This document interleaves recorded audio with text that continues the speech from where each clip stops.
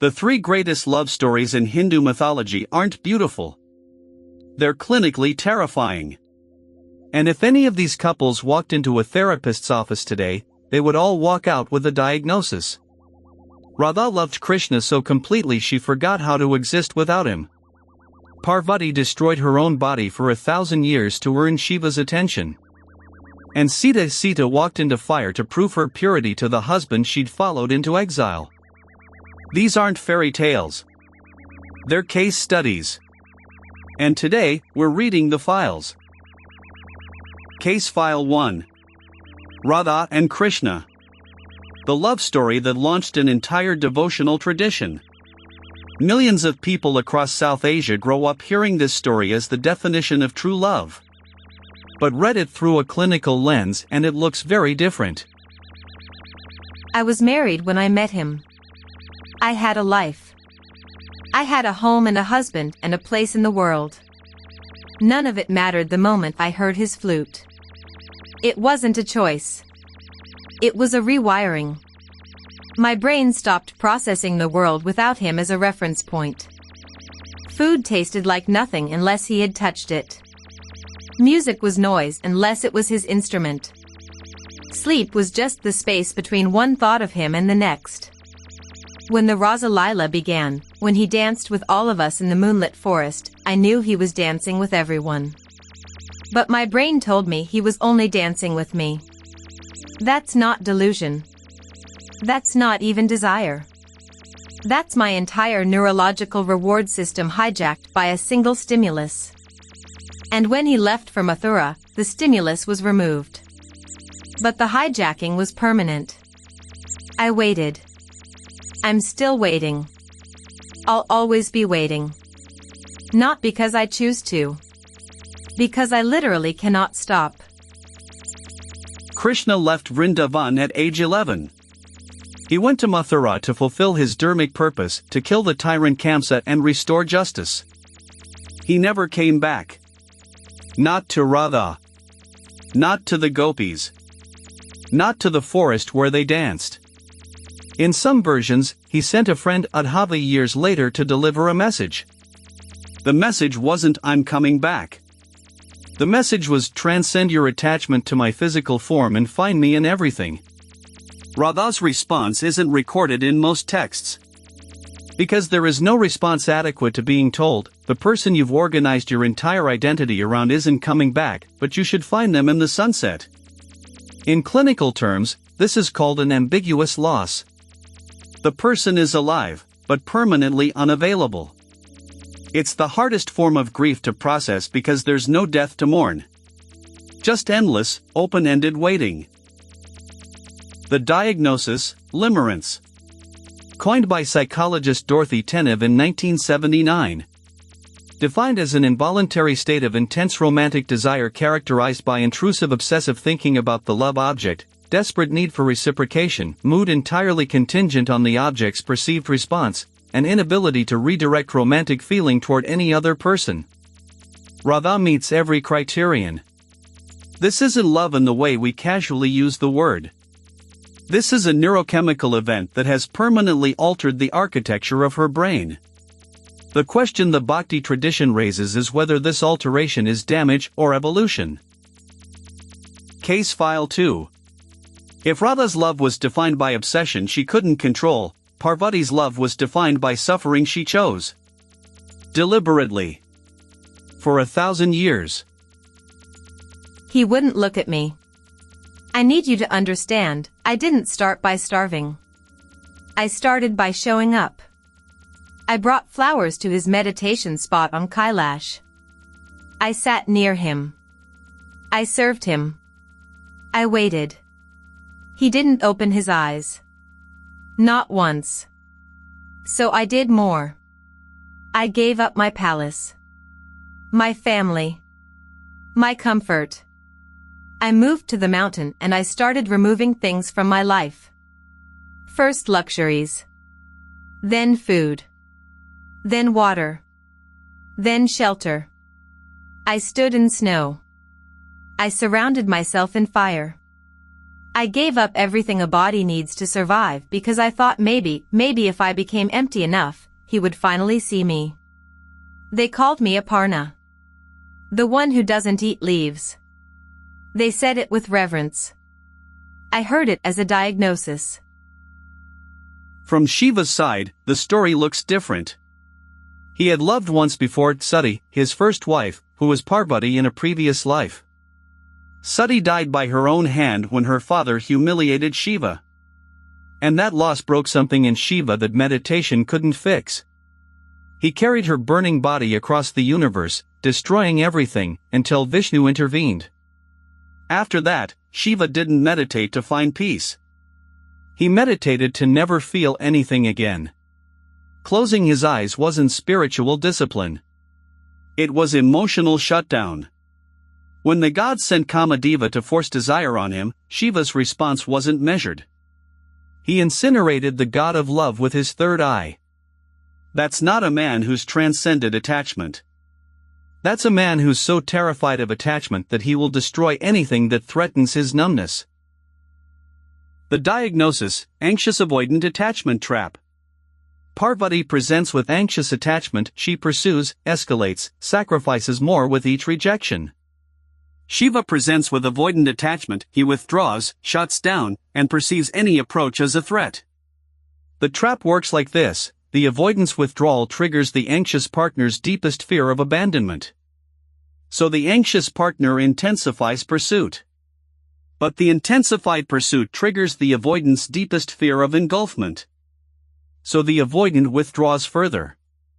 And the cycle accelerates. 1,000 years of this pattern isn't devotion. It's a clinical feedback loop that neither partner can exit alone. But I did break the cycle. Not by pursuing harder. Not by giving up. By changing what I was pursuing. After 1,000 years, I wasn't starving for him anymore. I was generating power for myself. My tapasya stopped being about earning his love.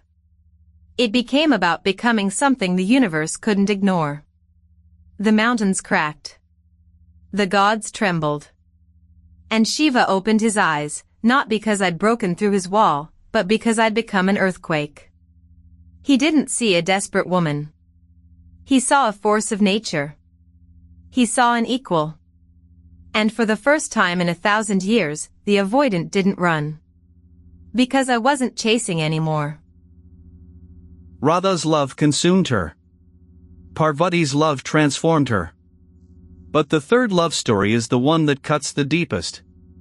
Because Rama and Sita's love wasn't tested by absence or rejection. It was tested by perfection itself. I followed him into exile. When Rama was banished from Ayodhya for 14 years, I didn't have to go. I was a princess. I could have stayed in the palace. I chose the forest. I chose the hut. I chose the hunger and the danger and the snakes and the demons. Because I loved him. And for 14 years, I believed that was enough. Then I was kidnapped. Ravana took me to Lanka. I fought every day. I refused him every day. I held on to my identity and my dignity for months of captivity. Rama came for me. He fought the greatest war in history to get me back. And when he stood before me, the woman who had given up everything for him, who had survived the worst thing a person can survive, he looked at me and said, "Prove you're pure." So I walked into fire. And it didn't burn me. The fire god himself carried me out untouched. Proof of my purity, delivered by a god. And for a while, I thought that was the end. It wasn't. Years later, Herman in Ayodhya made a comment. He said he wouldn't take his wife back after she'd stayed in another man's house, so why should the king? One comment. From one person. And Rama, the god king, the avatar of Vishnu, the man who fought a war to rescue her, banished Sita. She was pregnant with his twins. He sent her to the forest alone. Not because he doubted her. By every text, Rama never doubted Sita's purity. He banished her because his role as perfect king demanded it. The subjects had questions. A perfect king cannot have questioned virtue in his queen. So Rama chose his title over his wife. He chose being Maryada Purushottam, the ideal man, over being a loving husband. And Sita, alone in the forest, raised his sons without him. The diagnosis: conditional love trauma. The psychological pattern where love is offered, genuinely, deeply offered, but with conditions that make it impossible to receive safely. Rama loved Sita. Every text confirms this. He went to war for her. He grieved when she was taken. But his love came with a condition she could never fully meet: she had to be perceived as pure by everyone, not just be pure. This is the cruelest form of conditional love. The condition isn't about your behavior, it's about other people's perception of your behavior. You can be perfect and still fail. Because the standard isn't your purity. It's everyone else's belief in your purity. Sita could walk through fire and emerge untouched, literally proven innocent by a god, and still be banished because one person doubted. That's not a marriage.